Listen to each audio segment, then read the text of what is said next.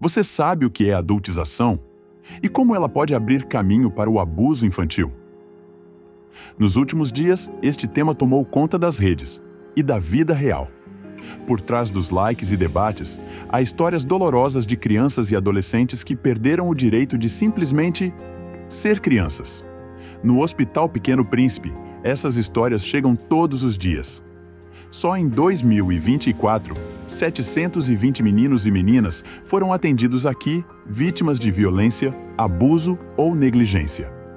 É como se 2 crianças por dia precisassem ser acolhidas, cuidadas e protegidas. Com tanta informação e desinformação circulando, reunimos especialistas do hospital para responder às dúvidas mais comuns da internet e esclarecer o que muitas vezes é silenciado.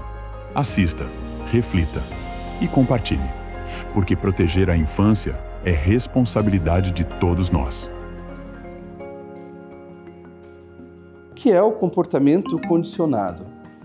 O comportamento condicionado é uma forma de aprendizado do nosso cérebro que está muito relacionada com a presença de um estímulo e a resposta do nosso cérebro ou a resposta do ambiente a esse estímulo. É uma forma bem simples de moldar o nosso comportamento no dia a dia e acontece com todas as pessoas para o resto da sua vida.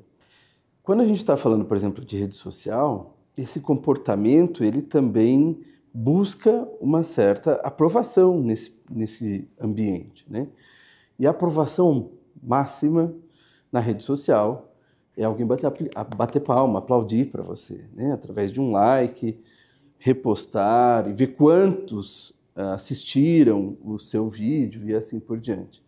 Essa busca pela aprovação chega a condicionar a nossa ideia da necessidade de fazer um vídeo que várias pessoas assistem, até sem refletir um pouco do conteúdo desse vídeo, da responsabilidade necessária para que aquele conteúdo tenha valor, e ele reflete apenas quanto as pessoas gostaram, mas esse gostar, eu diria que é pouco qualificado, ele é pouco estruturado muitas vezes, porque os valores eles são imprecisos muitas vezes nas redes sociais.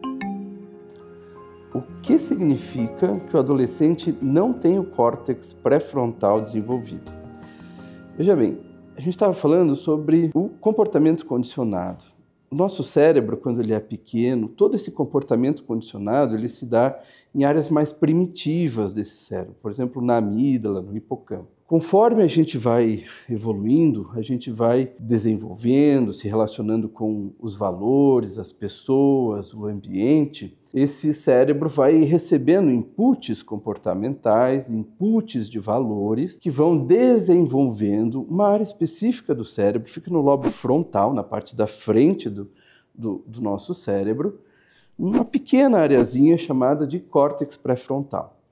Essa área é responsável essencialmente por uma qualidade de comportamento chamada de função executiva. Função executiva envolve planejamento, organização, controle emocional, né? Não tem problema a gente sentir frustração, raiva. O problema é o que a gente faz com esses sentimentos, como a gente responde a esses sentimentos. Infelizmente, esse córtex ele só se desenvolve, ou felizmente, eu diria, com as relações sociais e com a vida da pessoa. E essas funções executivas, elas vão estar estruturalmente organizadas a partir dos 20, 25 anos de idade, que depende aqui um pouquinho, especialmente das experiências dessa pessoa, né? E as experiências são diferentes e estruturam formas de relações cada vez mais complexas, né? A nossa relação social vai ficando muito complexa com o passar do tempo, e isso só se dá a partir dos 25 anos de idade, em média. Veja que essa relação desse cérebro, desse ser humano, com o ambiente, ele tem grande impacto sobre quem vai ser essa criança na fase adulta. O que é a adultização?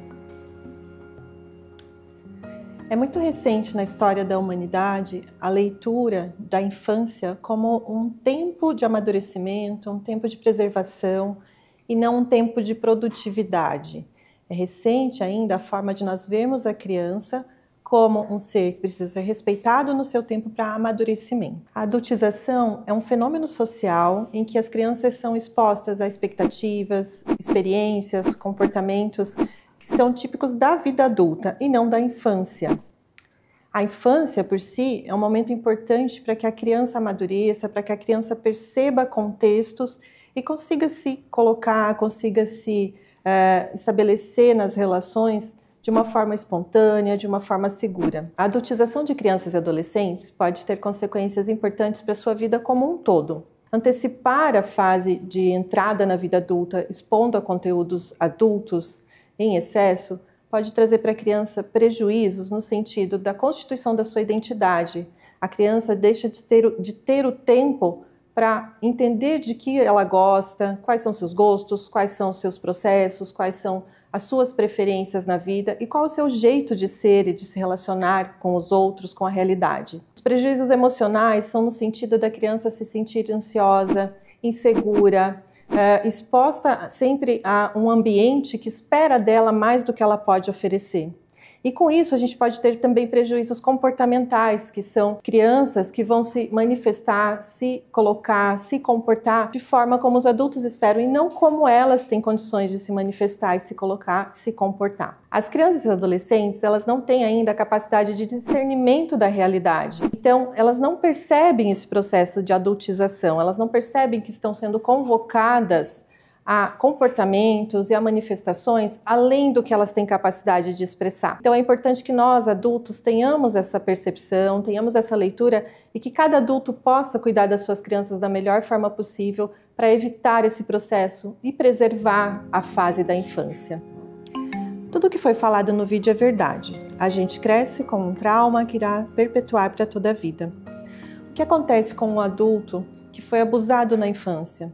Esse abuso sexual a curto, médio e longo prazo? Para as crianças que sofrem abuso sexual, existe um impacto, pode ser muito significativo para toda a vida. Num primeiro momento, a curto prazo, o impacto pode ser no sentido de uma manifestação permanente, uma manifestação constante de medo, de insegurança, de falta de confiança nas pessoas que estão ao seu redor. E uma característica que pode aparecer na criança, que é bastante significativa, é um entristecimento, uma falta de interesse pelas coisas que lhe proporcionam alegria, um isolamento social e um retraimento maior. A médio prazo, nós podemos ver sinais de ansiedade, de depressão, de dificuldades de socialização, de estabelecimentos de vínculo. E a longo prazo podem se desenvolver também transtornos mentais, de um modo geral, dificuldades de interação social, dificuldades de inserção em contextos maiores sociais e de constituição de uma estrutura segura, de uma autoconfiança, de segurança e autoestima. É fundamental entender que sempre é tempo para buscar ajuda. Se uma pessoa adulta tenha sofrido abuso sexual na infância, na adolescência, tem essa questão como uma grande angústia, uma marca na sua vida, é importante que busque ajuda profissional, que busque ajuda na sua rede de apoio, em pessoas de sua confiança. O que é um pedófilo? É uma doença ou é um tipo de criminoso? A pedofilia é um transtorno psiquiátrico caracterizado pela atração sexual por crianças e adolescentes. Nem todo pedófilo comete o ato em si, ou seja, comete um crime. E nem todo criminoso, nem todo abusador tem o diagnóstico de pedofilia. A grande questão é quando uma pessoa que sente atração sexual por crianças e adolescentes leva isso à prática, pratica o ato sexual contra crianças e adolescentes. Nesses casos, nós temos um crime e um crime grave contra a infância e a adolescência. Por isso, a precaução ela é fundamental. Nem todo pedófilo vai ter isso evidente, isso exposto, né? Nem todo abusador vai ser uma pessoa que traga alguma ideia de ameaça. Pelo contrário, a maioria dos abusos sexuais é cometido dentro do ambiente familiar, dentro do ambiente comum para a criança, para o adolescente. No Hospital Pequeno Príncipe, no ano de 2024, nós atendemos 420 crianças e adolescentes suspeitas de terem sofrido abuso sexual. Desse contexto, desse número, quando identificado o possível abusador, 88% eram homens. E de todos esses abusadores, 83% estavam dentro das famílias das crianças, ou seja, eram pessoas da sua confiança. E talvez mais crítico, mais chocante do que tudo isso é a gente olhar para a idade dessas crianças. As crianças atendidas no Hospital Pequeno Príncipe no ano passado, a maioria, 309 dessas 420, eram crianças até 6 anos de idade. E é evidente que até os 6 anos de idade a criança tem confiança plena nos adultos que cuidam dela. Por isso, a gravidade desse contexto. Quando um vínculo de confiança de uma criança menor de 6 anos, de uma criança maior de 6 anos, de qualquer idade, é quebrado dessa forma tão cruel, isso vai impactar para toda a vida dessa criança.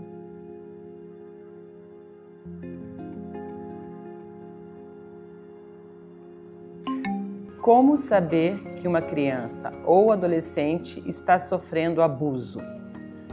Quais sinais podem indicar isso? A criança e o adolescente, eles sofrem o abuso sexual, o abuso físico, o abuso online. Em relação ao abuso físico, 88% é intrafamiliar. Ou seja, esse abusador ele está dentro da casa dessa criança ou adolescente ou peri-domicílio, onde a criança tem um vínculo de confiança. Então, existem as fases etárias, né, relacionadas com o abuso. Na criança pequena, esse abusador ele precisa conquistar essa criança. Ele precisa não ser descoberto. Então, ele começa com atos libidinosos, que são passar a mão, mostrar órgãos genitais. Começa um momento de conquista, porque essa criança precisa permitir que esse abusador faça o ato sexual em si. Mas para isso, esse abusador, como ele é intrafamiliar, ele não pode ser reconhecido. Então ele tem que ter um momento da conquista, ele vai falar para a criança que aquilo é uma demonstração de amor, que acontece entre eles e outras crianças, que é um segredo deles, que vai ser feita uma troca entre brinquedos especiais, permissões especiais, tudo isso para ele não ser descoberto até ele chegar ao ato sexual em si. Nas crianças um pouco maiores, tá, onde eles começam a reconhecer que aquilo é errado, né, a conquista ela vem muitas vezes através de ameaça. Ó, se você não deixar eu fazer, eu vou machucar você, ou vou machucar quem você ama, seu pai, sua mãe, seu irmão. Um pouco maior na pré-adolescência e na adolescência, ele já sabe que aquilo é errado, mas o consentimento do pré-pubre ou do adolescente, ele vem através de ameaça. Se você não deixar eu vou fazer com a sua irmã, vou fazer com o seu melhor amigo, vou contar para todo mundo, né, do seu meio que você deixa, vou dizer para o seu outro responsável que você quis isso, né, ele acaba transferindo. E muitas vezes o pré-puber e o adolescente permite essa violência sexual através de ameaça física. Todas essas crianças sofrem um abuso psicológico. Primeiro, a criança pequena, onde ela acha que a demonstração de amor é esse ato violento. A criança um pouco maior, que ela assume uma responsabilidade de se deixar ser violada para proteger o pai, a mãe, o irmão, né? E os pré-adolescentes e adolescentes, eles sofrem uma violência onde eles são menosprezados. Eles acham que passaram a vida inteira sofrendo e que a vida é isso. Em questão das características que a gente pode encontrar, as mais comuns em criança que está sendo vítima de abuso, é aquela criança que sempre gostou de um determinado adulto, passa a ter medo de um adulto referido, geralmente é o violador, né? Porque ele tem medo, gostava de ficar com esse tio e hoje em dia ele tem medo, tem pânico que esse tio chegue, porque sabe que a chegada desse exemplo, né, desse tio é transmitida em forma de violência, que ele vai submeter, marcas pelo corpo, principalmente em áreas genitais, né, mordidas, machucados. Conhecimento sexual inadequado para a idade, aonde uma criança abaixo de 6 anos sabe, às vezes, descrever um ato sexual ou quer repetir esse ato sexual em outra criança pequena, da onde que ele tem esse conhecimento. Muitas vezes, a criança pequena, como ela é submetida a abuso e falado por esse abusador que isso é uma demonstração de amor, e ela vai para o melhor amiguinho, vai para a escola, ela também quer fazer uma demonstração de amor, porque ela foi educada assim, né, foi condicionada a isso e acaba repetindo o ato sexual. Não gostar de tirar a roupa na frente de outras pessoas, porque eles são ameaçados, não pode contar para ninguém, eu te machuquei, mas você não demonstra, né? Então essas crianças não gostam. Nas crianças maiores a gente pode identificar fuga de casa, gravidez indesejada, perda de diurese, uma criança que não perdia xixi passa a perder xixi ou perder cocô. Muitas vezes isso é um mecanismo de proteção, porque ela acha que se ficar cheirando a cocô, ficar cheirando a xixi, esse abusador não vai chegar. E também um dano fisiológico nas suas áreas genitais, causada pelo abuso sexual em si. Existe, sim, uma diferenciação entre meninos vítimas de abuso e meninas vítimas de abuso. Primeiro, nós ainda vivemos numa sociedade machista. Tá? Então, o menino, quando ele sofre um abuso sexual de outro homem, né, primeiro ele tem o medo de ser classificado como homossexual, né, numa idade que ele pode até ser, amanhã, depois, isso é uma opção de vida dele, a gente não tem nada contra isso. Mas às vezes numa faixa etária que ele nem sabe o que é esse nome. Então eles têm muito medo, muita vergonha, né, para contar. E o menino, quando sofre abuso sexual de uma mulher, porque existe sim mulheres violadoras sexualmente, né? Ele acha que ele está ganhando, ele não vê aquilo como um abuso, mas vendo como ele é um homem, que ele já conquistou uma mulher e ele vai reconhecer isso como abuso muito mais tarde. Então, ainda estamos numa sociedade, né, que o menino ele tem mais dificuldade de se reconhecer como vítima, ou por vergonha e medo, né, ou por achar que ele está maduro o suficiente para conquistar uma mulher.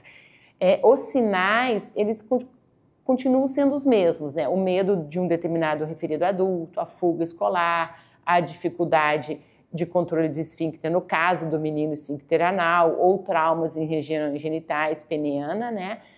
Os sinais comportamentais, ele não difere entre meninos e menina. O que difere é a verbalização da vítima, que ele ainda não, o menino ele tem um espaço de reconhecimento como vítima um pouco menor nessa sociedade.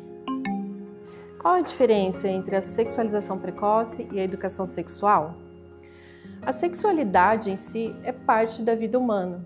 A Organização Mundial de Saúde já define que a sexualidade é uma instância da vida que não pode ser desvinculada das outras.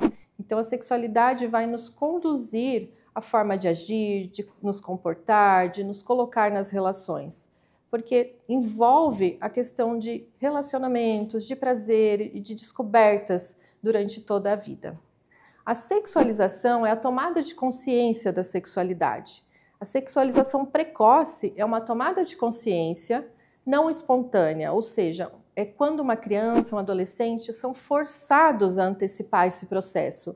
Isso não ocorre de uma forma fluida, de uma forma espontânea, de uma forma natural, mas sim pela intervenção de um adulto. E a sexualização precoce pode trazer consequências muito importantes no sentido de privar a criança da construção, privar a criança do tempo que ela precisa para construir a sua própria identidade, a sua própria sexualidade, a sua própria relação com a sua sexualidade. A educação sexual, por sua vez, é uma estratégia de orientação, uma estratégia de como informar crianças e adolescentes sobre os cuidados, sobre a vivência, sobre a descoberta do corpo, sobre as relações como um todo.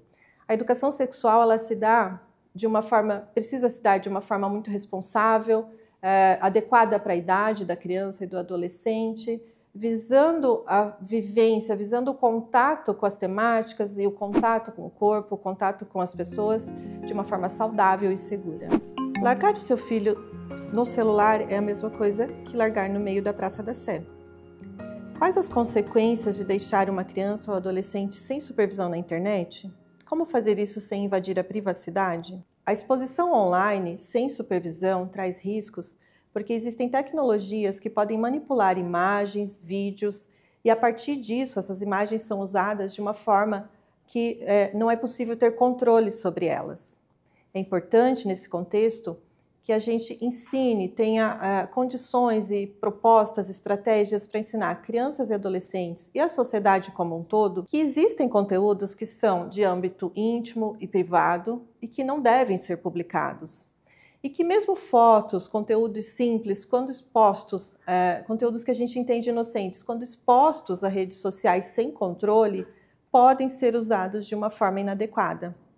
Então, tudo isso faz parte de um processo que é considerado tanto dentro do âmbito da educação sexual e que é considerado dentro do que nós chamamos do âmbito da educação para o uso das redes sociais, ou educação para o uso das tecnologias como um todo.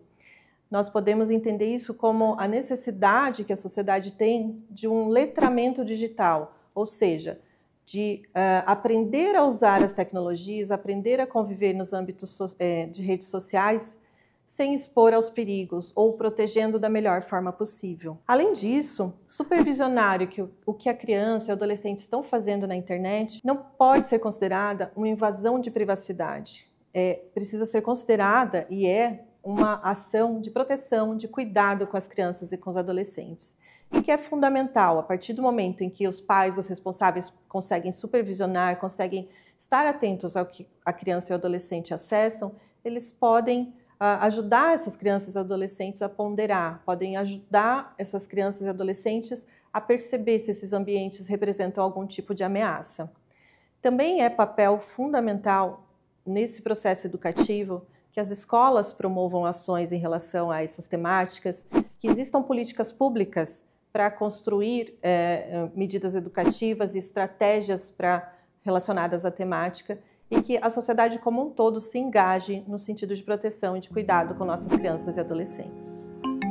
Criança é para estar brincando, não mexendo com a internet. Por falar nisso, a gente pode falar do brincar e da importância do brincar. O brincar faz parte da infância, ele é fundamental. Quando a criança brinca, ela coloca ali na sua brincadeira conteúdos afetivos, emocionais, em que ela tem vivido, tanto aqueles que a deixam mais feliz, quanto aqueles que a fizeram sofrer. E isso faz com que ela traga questões e se responda ao mesmo tempo. Então, brincar é fundamental. Brincar ajuda no desenvolvimento cognitivo, no desenvolvimento motor, enfim, em várias áreas que a criança precisa ir amadurecendo para poder ser um adulto saudável.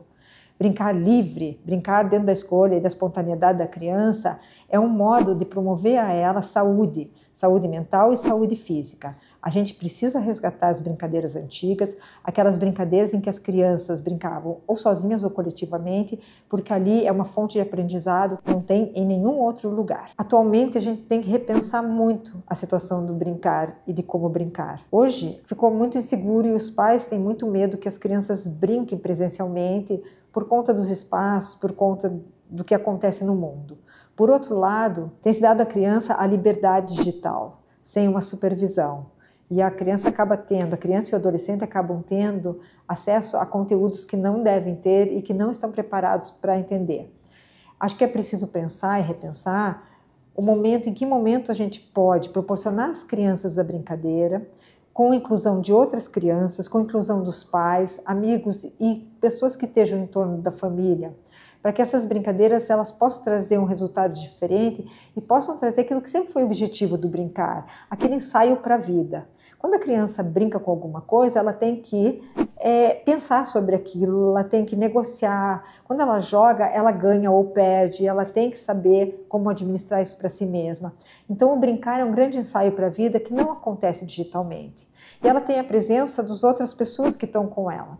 Por que não se juntar e brincar com a família, se brincar com os adultos que estão presentes ali, para que possam ter um momento de integração, de confraternização, de alegria e reforçar elos, né? Isso é muito importante que a gente tenha os nossos laços amorosos, porque no momento difícil essa criança vai ter confiança para poder conversar com quem está em torno dela e quem a protege. Pode estar aqui no hospital, no leito, e brincar no leito. Você pode estar tomando, a criança pequena toma banho, e você põe alguns objetos lúdicos para ela ali, né? Um patinho de borracha que seja, mas não necessário, porque a própria água é brinquedo, né? E algumas coisas são muito próximas até do desenvolvimento da criança. O que é uma CPI e o que poderia fazer com uma CPI nesse tema da adultização. A CPI, ela é uma comissão parlamentar de inquérito. Ela investiga fatos, né, apura fatos e responsabiliza. Ela pode acontecer em qualquer nível, né? Na Câmara de Vereadores, na Assembleia Legislativa, no Congresso, no Senado, na Câmara de Deputados. E ela busca discutir temas ou de interesse da sociedade, né? Nesse caso, ela poderia ajudar? Talvez. Mas o papel mais importante do Congresso hoje é estudar os projetos de lei que já estão lá, né? E que já defendem o direito das crianças e dos adolescentes no ambiente digital.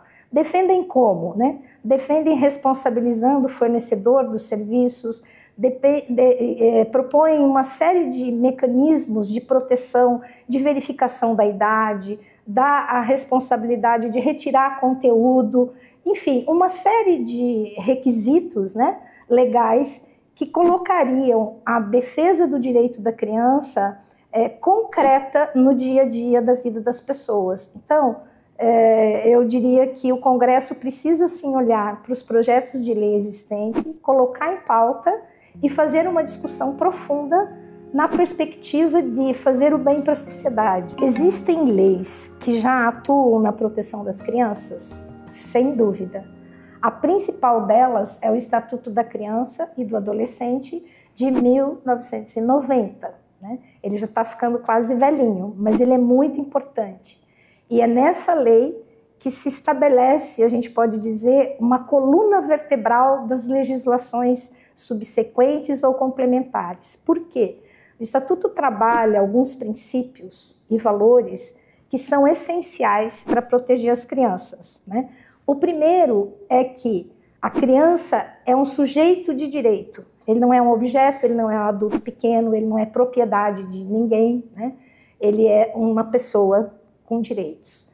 A segunda é que a criança está em fase de desenvolvimento. O que quer dizer isso? Que ela está aprendendo, que ela está se desenvolvendo tanto física, quanto cognitivamente, quanto emocionalmente, quanto relacionalmente, né? Então você não pode esperar de uma criança que ela lide com uma situação que ela não conhece ou que ela não tem ferramentas, né, para tratar, como é o caso do ambiente digital. Tem um outro princípio que diz que proteger crianças, né, e deixá-las sem negligência, sem exploração, sem ameaça, sem violência, é um papel do Estado, da família e da sociedade. Qual é o papel do Estado? Ter políticas públicas, é fazer as instituições funcionarem, é colocar todo o aparato do Estado de leis, de responsabilização em funcionamento. Então, quando o Estado falha, ele não tem um serviço, ele não tem como chegar ao fim de um caso, responsabilizar e tudo mais, ele está falhando. Quando a família, qual a responsabilidade da família, né? É cuidar, ensinar, proteger, limitar, monitorar, ensinar a criança, basicamente, valores do respeito, valores de proteção e entregar as situações para aquela criança viver de acordo com a idade que ela tem, né? De acordo com aquilo que ela consegue fazer. E o papel da sociedade? Quem é essa sociedade quando o Estatuto fala de sociedade? Nós estamos falando da igreja, da escola, do conjunto de instituições da sociedade que também tem essa responsabilidade, né? Então, a criança não aprende só na família, né? Ela aprende na escola, ela aprende nos ambientes de convivência cultural, religiosas e tudo mais. Esses três princípios do Estatuto, se lidos, interpretados e praticados, eles seriam, teoricamente, suficientes para lidar com essa situação. No entanto, em função da intensidade e da velocidade das mudanças do contexto cultural nosso, às vezes é necessário criar leis mais específicas, como é o caso do ambiente digital hoje.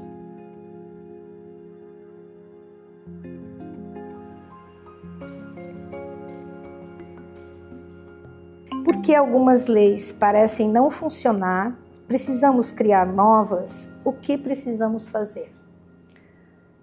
Vamos começar do começo, né? As leis existem para organizar a vida em sociedade. As regras sociais, elas limitam os sujeitos, protegem os sujeitos e ensinam a ele a viver coletivamente, porque senão cada um podia fazer o que quer, né? Então, assim, é impossível nesse mundo da relação social cada um fazer o que quer. Esse é o grande papel das leis. O segundo papel das leis é distinguir o que é certo e errado.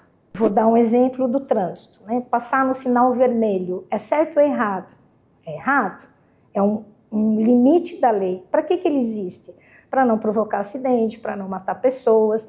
E todo mundo compreende isso facilmente. Então, quando uma lei traduz claramente a consequência, né, daquele ato, fica mais fácil para o sujeito cumpri-la. Quando ela é um pouco mais complicada, daí já fica mais difícil. Mas voltando, né? As leis, todas as leis estão no caminho certo ou errado? Eu diria que não. O que a gente precisa, a meu ver? Além de conhecer a lei, a gente precisa criticar a lei. O que eu quero dizer com isso? Uma lei que libera agrotóxico indiscriminadamente não é uma boa lei. Por quê? Ela traz consequências para a sociedade muito nocivas. Porque ela polui a água, a terra, os alimentos, ela tem consequência na saúde, né, para toda a sociedade, para as crianças, para todo mundo. É uma lei que a gente deve defender? Talvez não, é uma lei que a gente precisaria revisar. Vamos pegar do outro lado, o Estatuto da Criança e Adolescente, que é uma lei que revolucionou o trato com a criança, a visão sobre a criança. E ela é uma lei que diz o que é certo? A meu ver, sim. Por quê? Ela deixa muito claro as responsabilidades, ela deixa muito claro que a criança precisa ser protegida, que a criança precisa ser educada. Então, é uma lei que ensina a sociedade a conviver de uma forma correta com as crianças. Quando a gente fala assim, mas não tem lei demais, já não tem o estatuto, é verdade, já existem muitas leis na perspectiva de proteger as crianças. O estatuto, no tema do ambiente digital, a gente teve uma mudança no Código Penal que estabeleceu que o cyberbullying, né, aquela tormenta que as pessoas fazem, ela é crime e ela pode levar de 2 a 4 anos de prisão, inclusive. Não sei nem se as pessoas sabem disso. Ela foi uma lei para limitar esse tipo de atuação do indivíduo. Teve também a lei que proibiu o uso do celular nas escolas e que gerou um impacto fenomenal, porque a escola voltou a ser um lugar para aprender, para brincar, para socializar, e que é isso que a criança precisa, né? Ela não precisa da tela do celular e ficar desviando a atenção e tudo mais. Está na hora de atualizar este Conselho Tutelar. Qual o papel do Conselho Tutelar? O papel do Conselho Tutelar é zelar pela garantia de direitos da criança e do adolescente. O Conselho Tutelar trabalha dentro do que o Estatuto da Criança e do Adolescente prevê. E ele está ali para proteger as crianças de possíveis riscos que ela esteja sofrendo. Então, o Conselho Tutelar pode e deve intervir em todos esses casos. Em relação às crianças que sofrem violência pela internet, o cybercrime, o Conselho Tutelar deve atender as crianças, deve atender as famílias, acolher essa denúncia, investigar o que está acontecendo, qual é a dinâmica, como esse agressor está chegando até essa criança e principalmente orientar as famílias a irem denunciar, fazer um boletim de ocorrência dentro da delegacia.